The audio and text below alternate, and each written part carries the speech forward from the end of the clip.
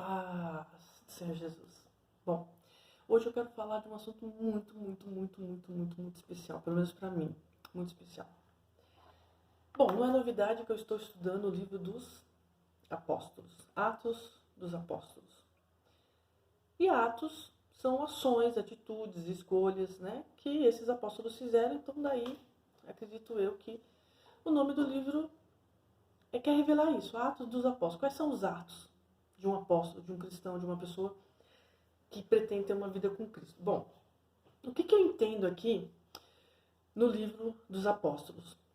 Em todo o Evangelho, Jesus ele anunciava a salvação, ele anunciava o reino de Deus, o reino dos céus, que não é o reino dessa terra, porque as pessoas competiam com ele por conta desses reinos, mas na verdade o que ele anunciava era o reino de Deus, tanto que ele falou: o meu reino não é daqui, desse mundo, o meu reino é dos céus.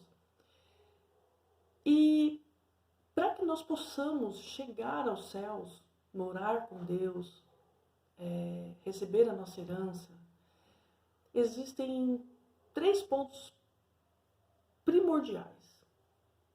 O primeiro deles é temer a Deus. Tudo começa por aí. Quando a gente tem temor a Deus, a gente começa a compreender algumas questões.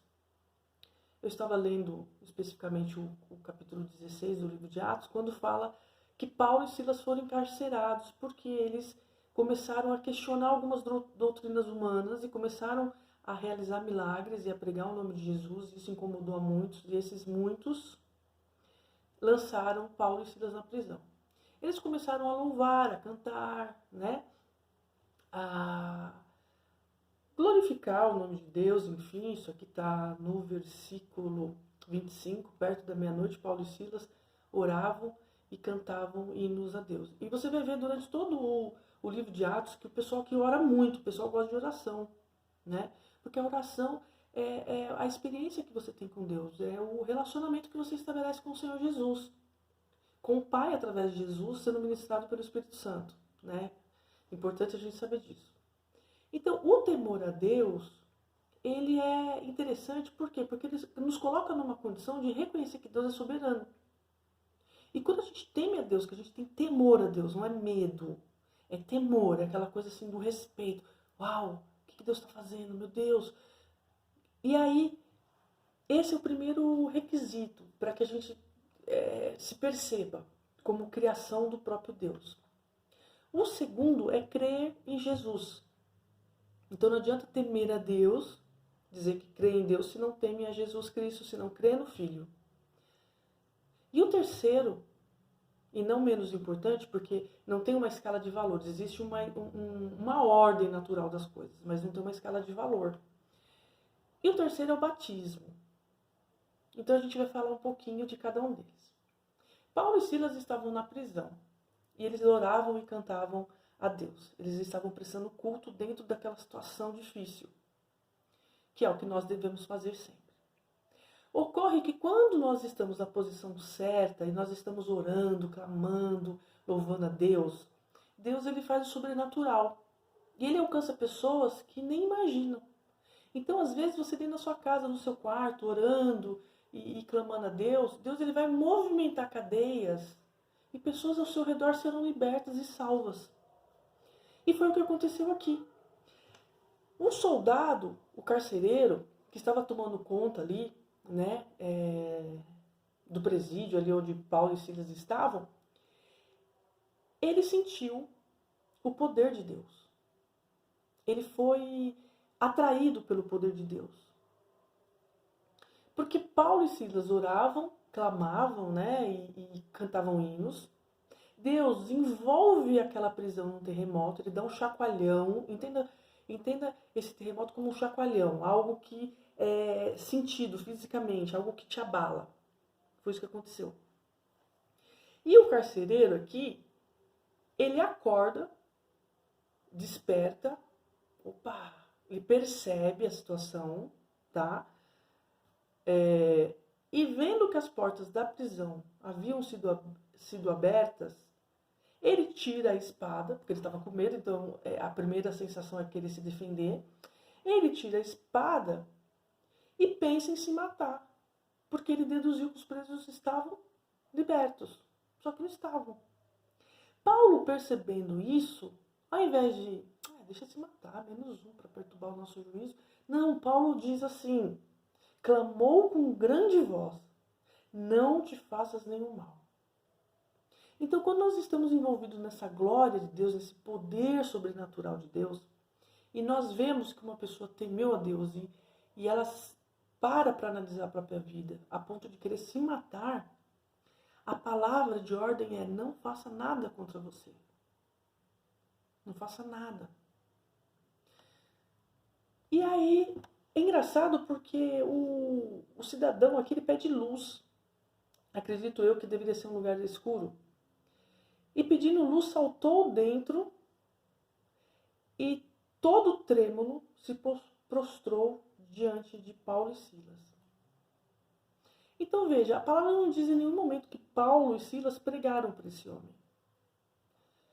Que foram lá falar de Jesus, pregar o evangelho. A palavra aqui não diz isso. Então eu creio que eles não fizeram isso. Qual foi o grande milagre? Paulo e Silas na prisão, eu e você nas nossas prisões, nos nossos cárceres, na nossa casa, orando, cantando, louvando, prestando nosso culto, sincero em adoração a Deus. Chamamos a atenção de Deus e Deus provoca um terremoto na vida de todos aqueles que estão ao redor. E aí esse homem, essas pessoas que vão perceber esse movimento de Deus por conta do nosso comportamento, da nossa adoração, do nosso culto, independente de onde estivermos, porque culto não é só dentro de igreja, tá? Deus, ele se movimenta, ele move aquele lugar, ele chacoalha aquela pessoa, ou aquelas pessoas ao nosso redor. E essas pessoas, elas vêm até nós. Muitas vezes você não precisa nem ir. Só o fato de você estar clamando ali, né? Se entregando para Deus, Deus, ele vai trazer pessoas para você cuidar depois. E lançar uma palavra, liberar uma palavra de bênção na vida dessas pessoas. E aqui aquele homem, ele se prostra e Paulo e Silas ali, né? Perplexo talvez, ou admirados ou não. A palavra também não diz. E aí, o que mais me chama a atenção aqui no versículo 30 é que, tirando-os para fora, disse, veja, o carcereiro que deveria manter Paulo e Silas presos, tirou Paulo e Silas da prisão. Ele ficou com medo, ele entendeu que tinha alguma coisa especial, porque Paulo e Silas não eram qualquer pessoa, eles sabiam que eles andavam com Deus. E aí, aqui no versículo 30 diz assim, e tirando-os para fora, disse, senhores, o que é necessário que eu faça para me salvar?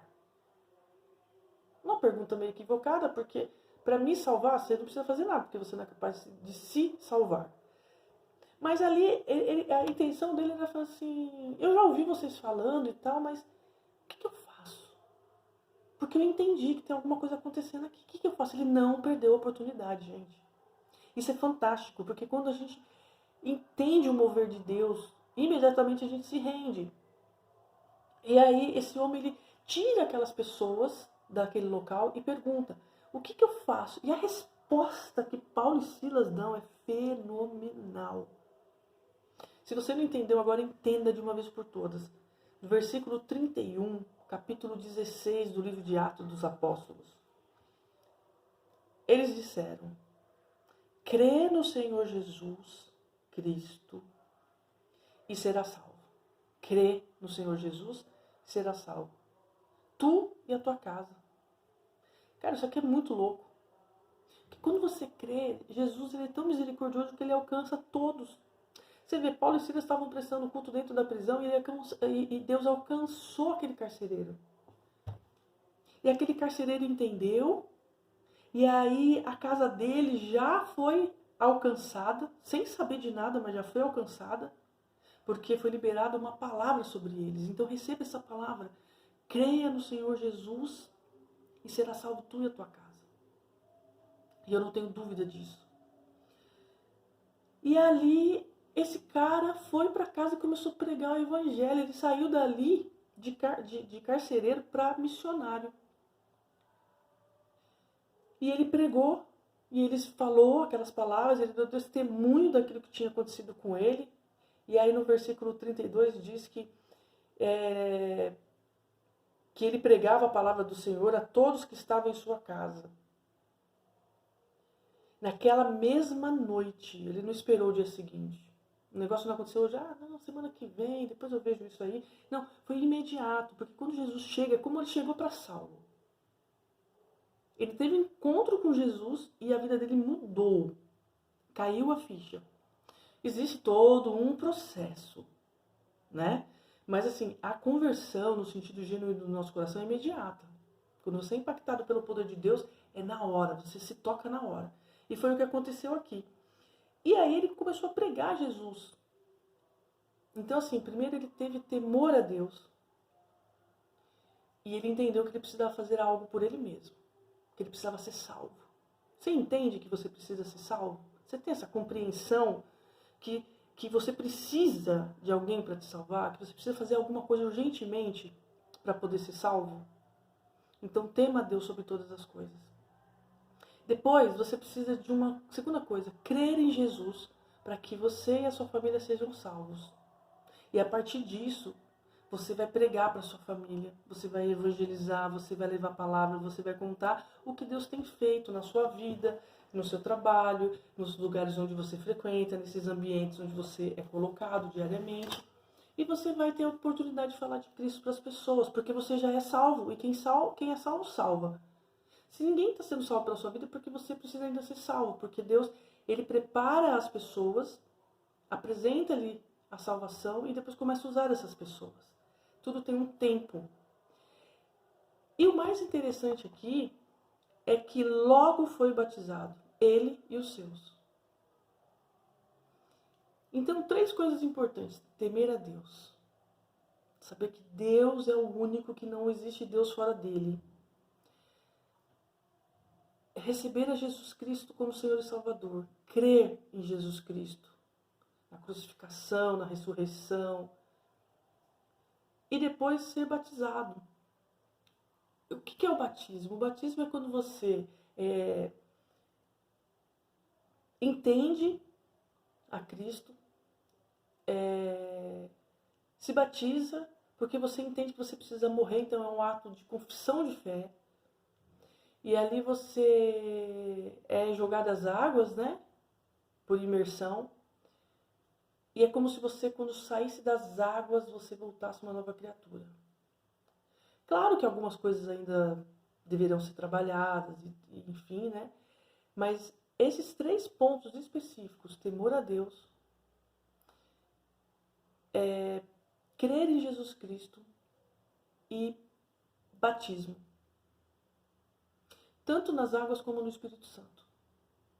Você tem que buscar essas 3 coisas. Nós temos que buscar essas 3 coisas. Todos os dias a gente tem que ter essa consciência do temor a Deus, de manter a nossa fé viva, e principalmente se já somos batizados, por exemplo, eu já sou batizada, graças a Deus. Manter esse batismo, não invalidar esse batismo. Então, esse assunto assim é um assunto de muita alegria, porque um dia eu tive tanto medo de não ter essa oportunidade com Cristo, que isso me levou a crer em Jesus. E quando eu criei em Jesus, nasceu um desejo imenso de ser batizada, de morrer para mim. Eu estou morrendo todo dia, não é fácil. Estou morrendo todo dia um pouquinho, é difícil, né? Mas assim, a gente vai vencer. A gente vai vencer porque a promessa é para aqueles que vencerem. É os que vencerem, né? Nós herdaremos o reino de Deus, porque nós somos filhos, nós somos resgatados, então nós somos co-herdeiros com Cristo, nós somos filhos de Deus. E aqui é interessante como em alguns poucos versículos a gente tem uma compreensão tão grande do amor de Deus por nós. De nos fazer entender o temor, de nos fazer entender Jesus Cristo e a necessidade de morrermos em nós mesmos. Que Deus nos abençoe. Amém.